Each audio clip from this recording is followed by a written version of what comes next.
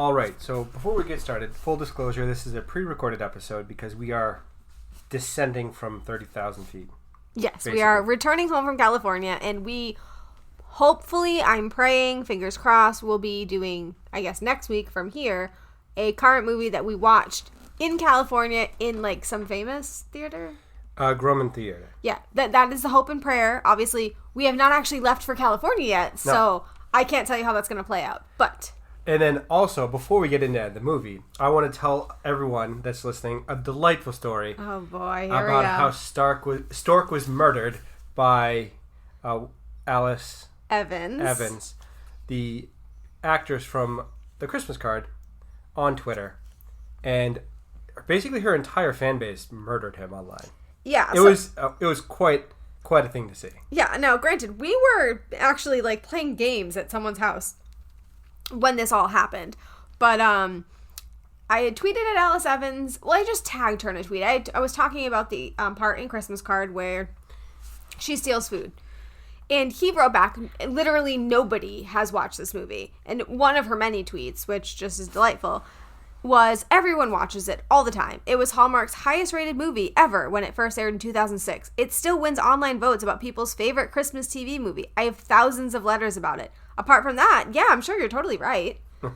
Like, she's delightful. I almost want to go back and edit the Christmas Card episode to talk more about her, because I didn't realize how delightful she was until now. But now I'm a fan. We're going to have to do another one of her movies. Yeah, so if you guys are an Alice Evans fan and you have a movie you want us to do, I'm in. She's won me over. But yes, if you don't follow us on Twitter and you've missed the whole interaction, follow us. It was under my account at Cinematically, but I think I did start tagging Tyler, blame Tyler CC, because, I mean, who's not going to want to witness this? Yep. So if you missed it, make sure you're following our accounts, because these things are delightful. Anyway, I'm Tyler. I'm Shay. And this is Cinematically Correct. And this week we are doing my choice, which is Eddie the Eagle. Which, by the way, Stork mentioned again that he has not seen. Shocker. Well, he apparently doesn't watch any movies and needs to get on that. No, I know this movie isn't super well known, but I have to say, starting off the year, I'm really happy you chose this movie. Like, this is a great New Year's resolution motivator movie. Inspirational, aspire to be like Eddie kind of movie. Yeah, it really is. So if you guys are looking for a movie to kind of kickstart those New Year's resolutions, this really is... Like, it's adorable. Do you want to give them a brief synopsis? Certainly. Brief synopsis. Brief synopsis.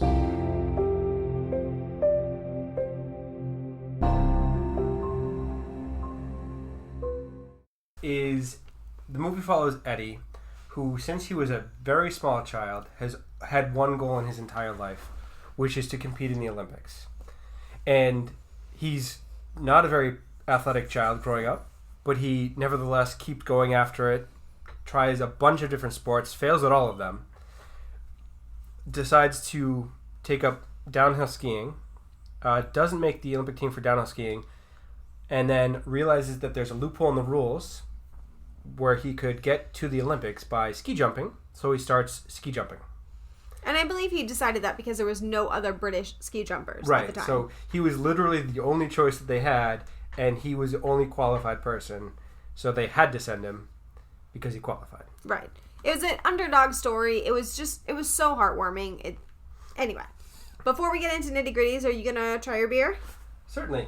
So this is Two Roads Brewing, Hefeweizen, and I would imagine you chose it because he did most of his training in Germany. In this movie. Right. And to clarify, it's in this movie and not the real story. We will get into the real story, but I also know that Tyler really likes German beers, so... That's really quite good.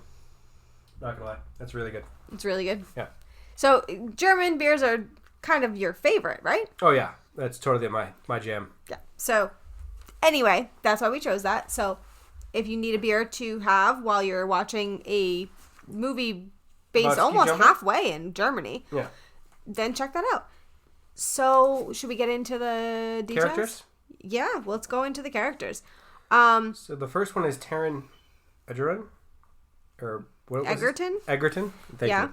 Go ahead. He plays Eddie, the main character, and the only thing I've ever seen him in is The Kingsman.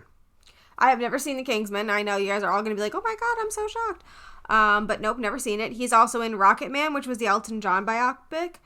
I'm just looking to see if there's anything out. Watership Down. See, that's on my list of books to read. I would like to read it before I actually watch either the animated version or the new CGI version. Interesting tidbit about Watership Down, the original. Mm-hmm. So they thought it was a children's movie because it's an animated movie. So they played it as a trailer after or like during actual kids' movies. I feel like this happened with another movie we watched like for the podcast. Sausage Party. Ah, yeah, you're right. People need to pay more attention. Yes. Because neither of those are children's movies. Seriously. Okay. Anyway, the next one I'm going to mention, although IMDb, you done messed up with your whole order here. Hugh Jackman. Yeah. So, if you guys haven't heard of this movie, you've obviously heard of Hugh Jackman. So, you're failing on keeping up with his movies. Because who doesn't want to see a Hugh Jackman movie? Like... Also, Christopher Walken. Okay, I'm on Hugh Jackman. I'm on Hugh Jackman right now. All right, let's slow our roll. Yes, so he plays a coach who is kind of like ousted from the community because he was a ski jumper. He was really, really good, but he wasn't as committed. He was the rebel without a cause type cavalier, just I'm really good at it so I don't have to try, nothing matters, kind of careless. Right. I mean, basically what Hugh Jackman always plays, you know? And he was drunk in this movie, and he ends up deciding to coach Eddie and helping him kind of reach his goals. And you can't not like Hugh Jackman's character in this. I mean, it's kind of impossible. He's rooting him on. He's the rough around the edges, like soft, lovable guy. Yeah. So. And for a completely fabricated person, not actually part of the real life story, fantastically cast. Great character. Yeah, completely great fictional character. Yeah. Totally fine with the fact that he was fictional. Don't even mind. Other than that, I mean, is there other characters you want to mention? I know you want to mention Christopher Walken, but besides Christopher Walken is legitimately in this movie for 5 minutes. Okay, so we'll go into Christopher Walken because all the other characters, while great, it was all really great acting. I will say that I believe they were either a lot of British actors or maybe Canadian or just actors we haven't heard of before because the mother, the father, I don't recognize them. Great acting. Just don't recognize them. But Christopher Walken. So when I first saw the picture of him, I thought it was going to be a picture and a voiceover. I didn't think he was actually going to show up. Yeah, I didn't think he was going to show up either. I thought he was just going to have a little bit of voice work. Maybe like a flashback where he's sitting there and somebody, not Christopher Walken, is facing away from the camera, and he's just giving a speech, but it's not actually Christopher Walken type deal. Right. Which I don't know why I felt that way, because between Hugh Jackman and Christopher Walken, do you think Christopher Walken is that much more famous? I think they're basically even. Even, right? Yeah. So, like, if Hugh Jackman was in it, why is it so inconceivable that Christopher Walken would show up? I mean, I suppose that's fair. Well, right. But the whole time I'm like, he's not in it. No. Yeah. But anyway, so they're both in the movie. Yeah. So if you watch it for no other reason, just watch it for them. Yeah. I mean, really. But I will say Taron Egerton looks just like Eddie. Like, I mean, holy gadoli. He nailed his appearance. He nailed his mannerisms.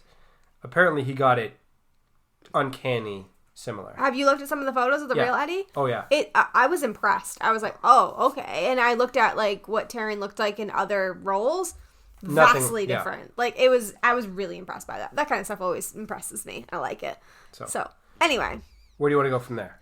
Well, we should talk about the way the plot unfolds. So, at the beginning of the movie, you see young Eddie kind of, like, reaching for any goal he can to get into the Olympics. Right. Basically, he doesn't care how he gets there. He just wants to get there. It's grasping at straws. He's going to do whatever's going to get him there. Right. Whatever it takes. You just gotta love that kind of dedication. The tenacity. Like, it's just adorable. But I want to say, the mother, a gem of a woman. The father, though, it's the same with every father in these movies that we watch. Like, it reminds me a little bit, although this father didn't really come around, but of, what was that movie we did where the kids, the young kid sadly killed himself? The father was not supportive of him at all. Dead Poets Society. Yes, that is it. And it reminds me of, that 70s show father in that movie. Red Foreman. Yes. It reminds me of that because it's the very much the not supportive, kind of wanting you to just do what you have to provide for yourself and not keep chasing these silly, crazy dreams. He wants him to become a doctor in Dead Poets. He wants him to become a plasterer in this movie. Right. Get something realistic for a life. Exactly. And I feel like that is a very fatherly thing to do, although in my family it's definitely swapped. Yeah.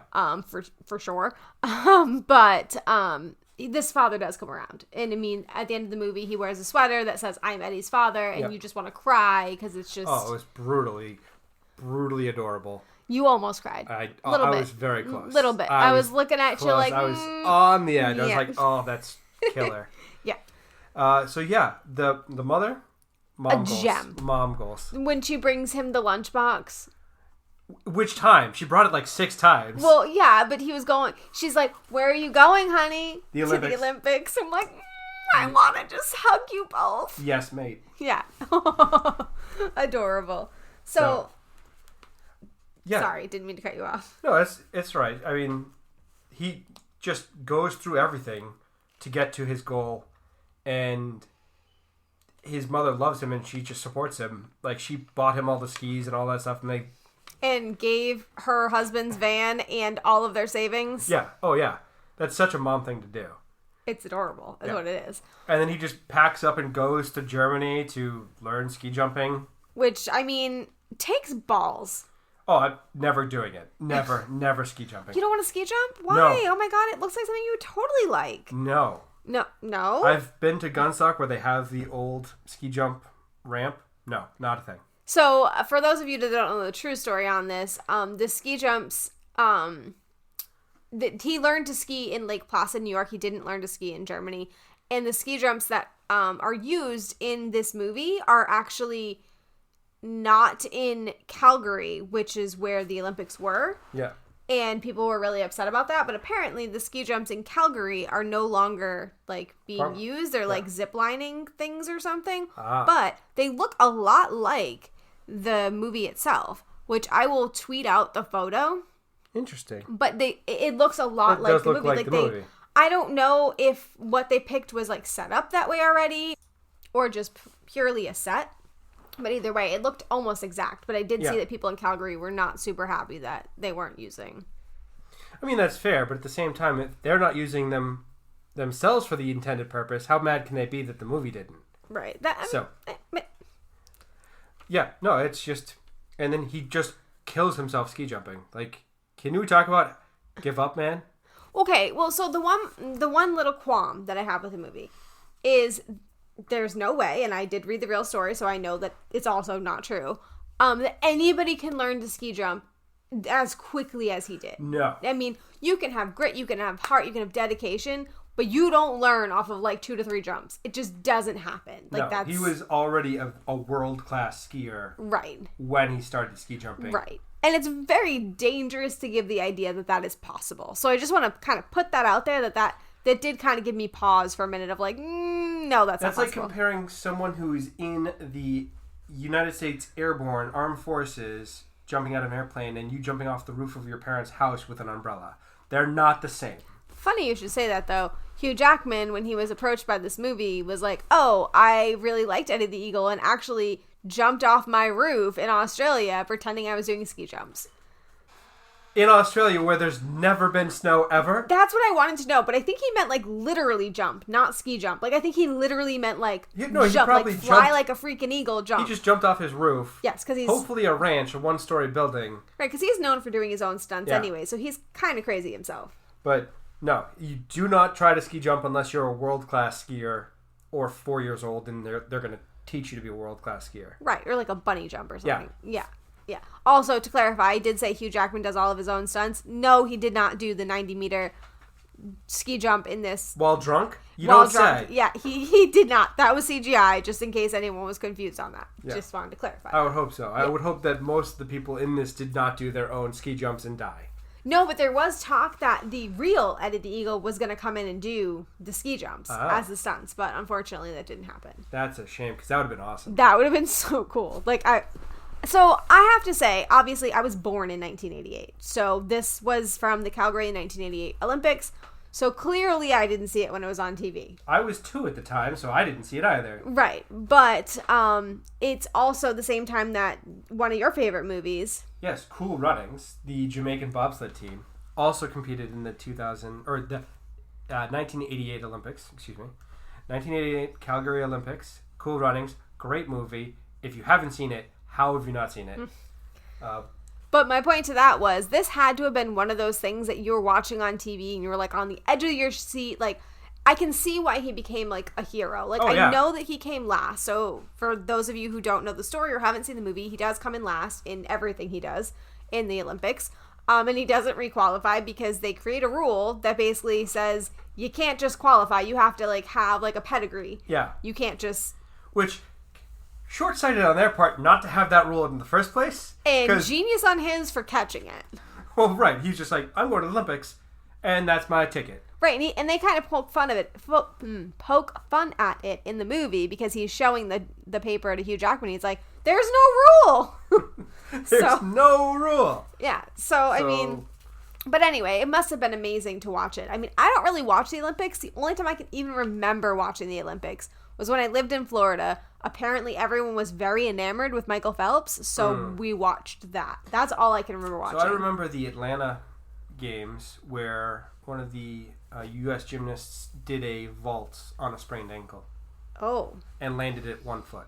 Oh, wow. Yeah, it was insane. Like, she was hobbling after that, but she landed the jump because the team needed it because it was a team event. So this is going to be a movie like when we're like 100? Probably. Yeah, okay. Yeah. So to be announced. I mean, who doesn't love a good Olympic story? I mean, there was Miracle, there's Cool Runnings, there's this movie. The Olympics are just ripe for any kind of movie, really. Right. So Hollywood filmmakers, we just gave you an idea. Run with it. We can take some royalties. We're fine with that. All Olympic movies forever, rather than just the rehashed sequels and garbage that no one actually cares about. Amen. So. But anyway, so the movie kind of goes through him going from the 40 meter jump to the 70 meter jump. 15, 40, 70, 90. 15, 40, 70, 90. 15 he did once, pretty much, and done. He went on to the 40. I think he did it 3, 4, maybe 5 times, and then done. And then 70 he did like twice, and 90 he did once. So that was his quick progression. He did train a little bit with Hugh Jackman, but they made it seem like it was like weeks. Yeah. Where the real story, it was about 20 months of training, yes. It said. And he said it was excruciating and painful. I can only imagine, because if you don't know what you're doing, you're going to crash, and you're going to smack yourself into the side of a mountain. Right. The real-life Eddie the Eagle did tell BBC that this movie is 90% fabricated and 10% the truth. Yeah. But, you know, in this movie, it doesn't really bother me. It's more just, you're just so enamored by the endearing story. Like, you don't care that it's accurate. Well, because I feel like you watch it knowing, like, okay, that's not exactly what happened, but you still feel so, like, heartwarmed that this is a story that even was inspired by. Like, it's the triumph of the American... The underdog. The human story. It's the human spirit of, I will overcome and just do something because it can be done. Right. Now, one part of the movie I did want to ask you about. Well, there's two, but the first one...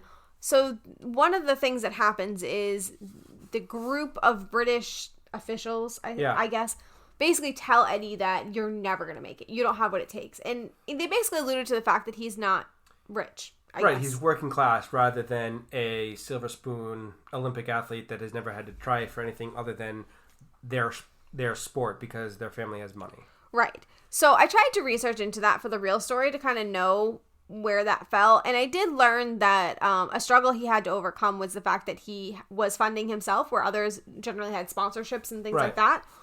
But I didn't see that he had that kind of prejudice against him.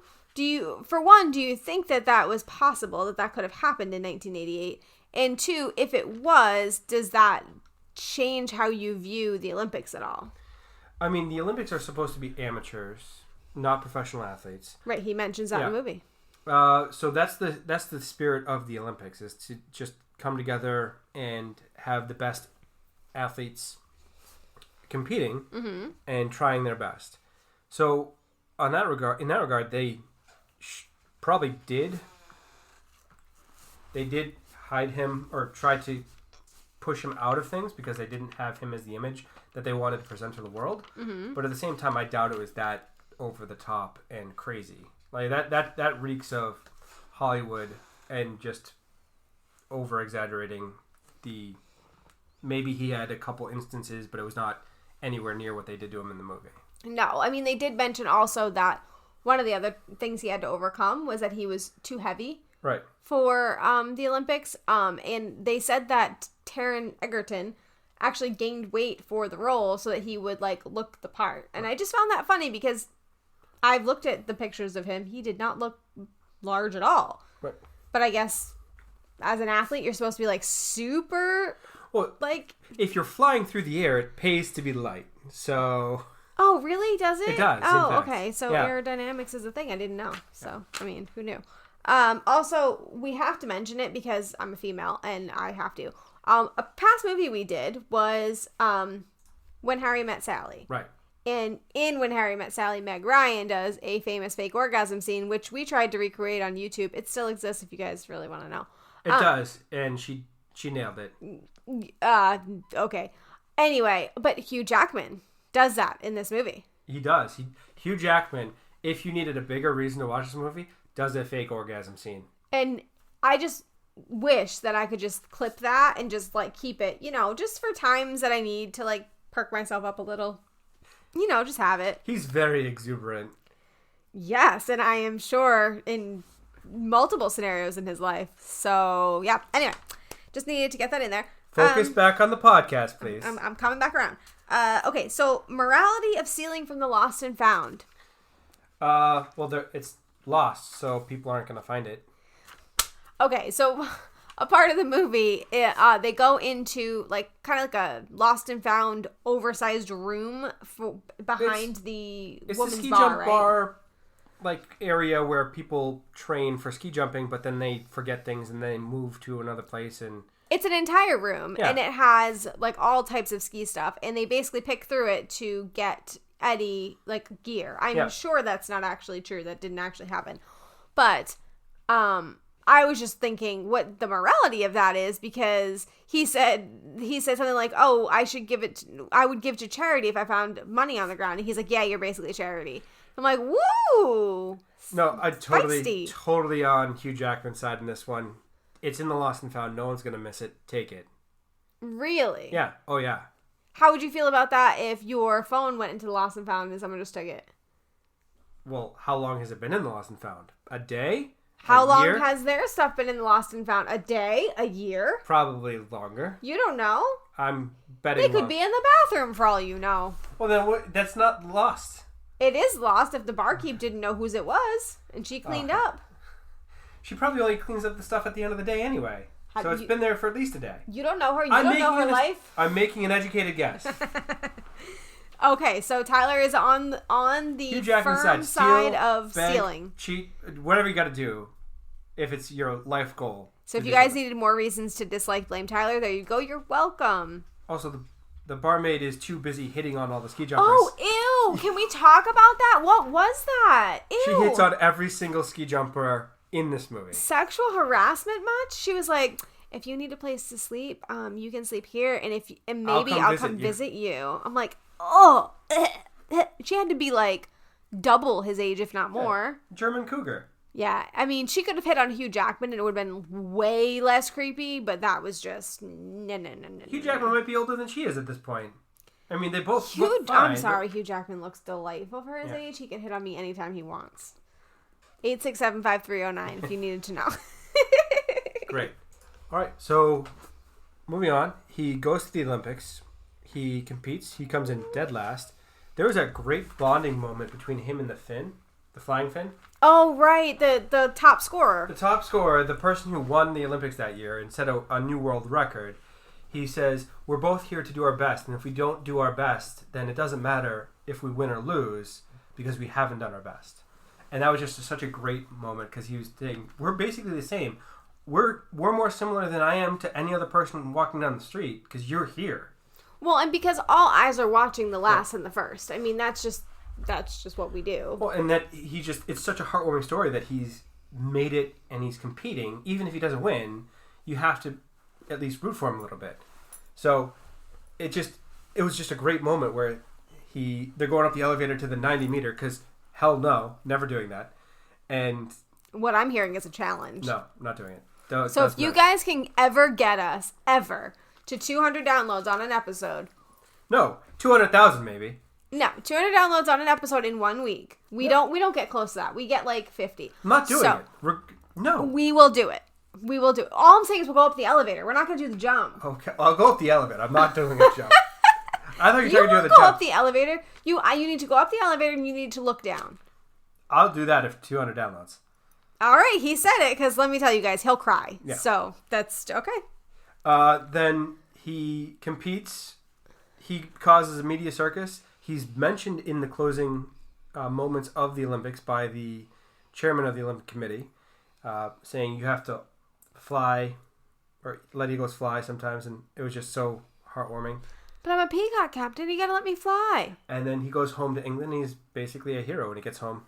Which is just amazing. The whole like crowd surfing situation and just it's so heartwarming. I mean, so at the end of the movie they don't tell you what happens. Like cuz at the end of the movie Hugh Jackman says, "Okay, let's go home. We're going to train 4 more years to go back to the Olympics." And they don't tell you what happens, and I think they don't tell you because Eddie never qualifies again. Right, because they changed the rules to screw him because they're jerks.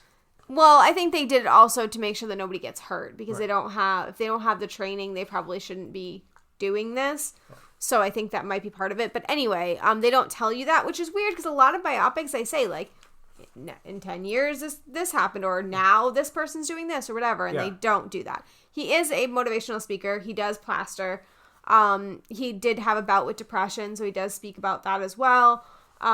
He does ski jumps, apparently, for charity. Yes, over, like, cars and things like that, which is awesome. So, I mean, life goal is to just see him talk one day because I just love his story. Like, I'm always trying to do the things that I know I'll never accomplish. Like becoming a podcaster. Like, here we are.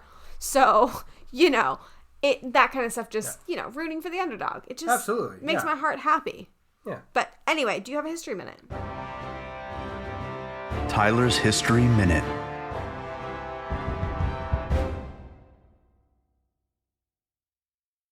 I have a few. They're all centered around the Olympics because it's an Olympic movie. Is it now? Surprising. Oh my. So the first Olympics, can you tell me when they were founded or when they started? 1912. I don't know. So the old ancient Olympics were ancient Greece, and the first one was recorded in 776 BC. Okay, so I'm assuming it's not what we know as the Olympics today. No. So that Olympics had legitimately one event, and it was a race for 200 yards. Oh. So the person who won it was a cook by the name of Coroebus of Elis. You probably butchered that, which is delightful because that's Greek. recorded. So. Greek. Then the new Olympics, as we know them today, were restarted in 1896. Okay. The first Olympics was held in Athens, Greece, because they wanted to tie it back to the original. Got it. The Winter Olympics started in 1924. Okay. And where was that held? I don't know where the 1924 Olympics... You told us where all the other ones were held. Yeah. Well, that's just the first ones. And then, lastly, the same Olympics, 1988, Jake Makins did send a bobsled team, and there's a movie about it. It's fantastic. That was part of your history minute? Yeah. I'm actually surprised that you didn't talk about the guy that they mentioned, the Hector Mooney, the 1929 Britain ski jumper. Did you look into that? Because I didn't. No, I had expected that you put that down, but okay. So you guys heard it here first. Tyler missed a history minute. Oh, God. Gosh, Good. dang it. You're welcome. All right. Audience asks. Audience asks.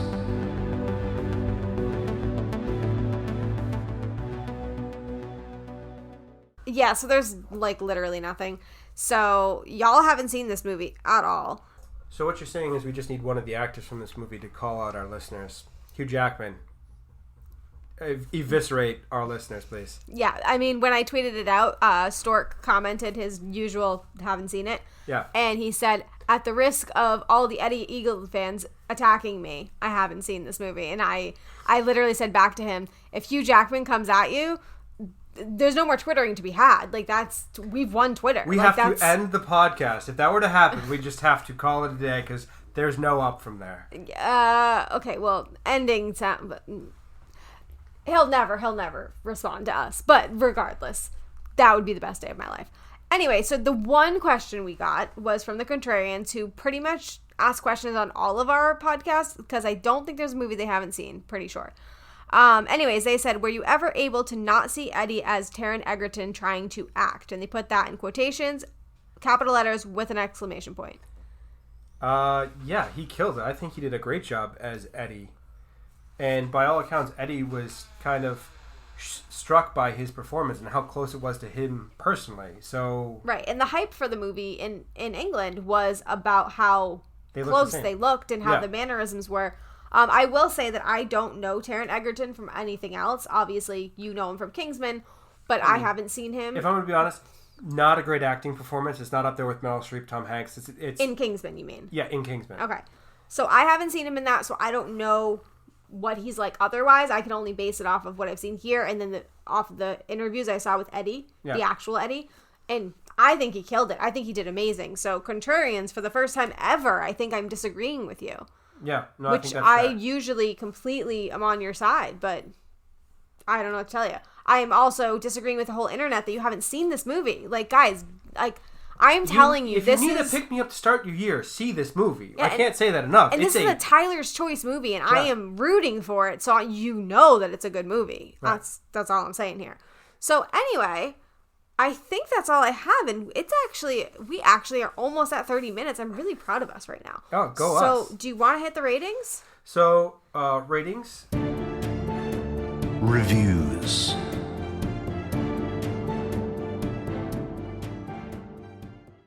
Rotten Tomatoes has the film critic score at 82, and the audience score also 82. So what you're saying is the critics and the audience agree. Yeah, this has never happened on our podcast where it's been dead even. It's been close, but I don't think it's ever been exactly the same numbers. I don't know, but that's okay. You look like it's a typo. You're sitting there going, he wrote that down wrong. Yeah, literally. I'm like staring at the paper going, come on. No, it's 82 and 82. First of all, I'm surprised it's not a higher number because this is such a heartwarming movie. And second of all, I just 82 and 83, okay. 83 and 82, 83 and 84. But 82 and 82, really? How did that plan out? I mean, that's basically in line where I was going to give it. I was going to give it an 8.5. Okay, what's the reason for your rating? Loses points because it was not closer to the actual story. I would have very much liked to see a more realistic version because he had to go through so much more to get to where he wanted to be. Mm-hmm. And I would find that more inspirational. They definitely keep points for the acting. I found it very well done. Soundtrack, great. Oh, we didn't even talk about the soundtrack, but it was delightful. Soundtrack was on point. Yes, it absolutely was. And you have to like Hugh Jackman as a gruff, drunk. I mean, he plays Hugh Jackman. Warm-hearted. Yeah, he's Hugh Jackman. Yeah. So. I don't think he's actually a drunk in real life, but he's warm-hearted and gruff. Like that's just. Yes, exactly. That part of Hugh Jackman. Yes, exactly. Don't come and stab me, please. Hugh Jackman. Yes. Please. You can come, just don't stab. Anyway, I was gonna give it a 9. So I love this movie. I am usually a stickler for it didn't stick to the story, so you're losing points. And I did give off a little bit for that. But I have to say, I really believe that part of the reason they didn't give the exact what happened is it's probably a little bit more gruesome.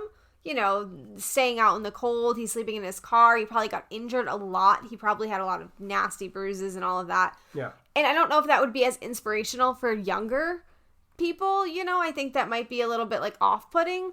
So I think that the way that they did it was appealing to all audiences, and I commend that because I feel like we need more inspirational movies to get people kind of going for their goals and trying and pushing. And we should, as a society, try to push the dream, the goal to be better in a better version of yourself. That should be everyone's priority. Right. I mean, you got to be more Gary Vee in your life. I mean, do everything to reach your goals, even if they seem completely unrealistic and impossible. You have to reach for them because you will hit every... If you don't make a plan, you will like succeed in that plan every time or something like that. There's a Dave Ramsey quote that says something to that effect. Well, it's dream big and do great things. And that's the kind of attitude that put a man on the moon and cured diseases. That's a great quality of humankind, is to have that big goal. Right.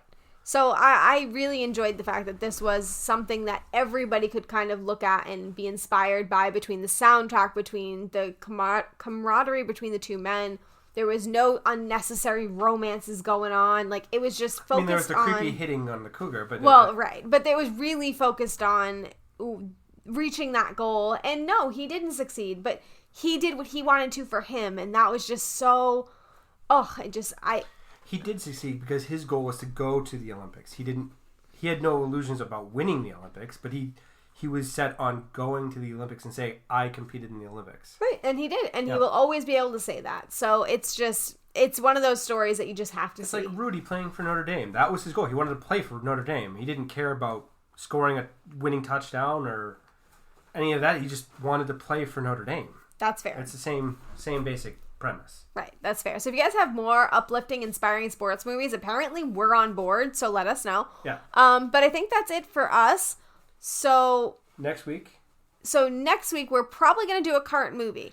Now, I can't give you the name of the movie because it's really going to be dependent on what is playing at this special theater, because it looks like it's very limited runs of things, and I don't want to like say something and then we get there and it's not going to happen. So it's going to be our first mystery movie, I suppose. All right.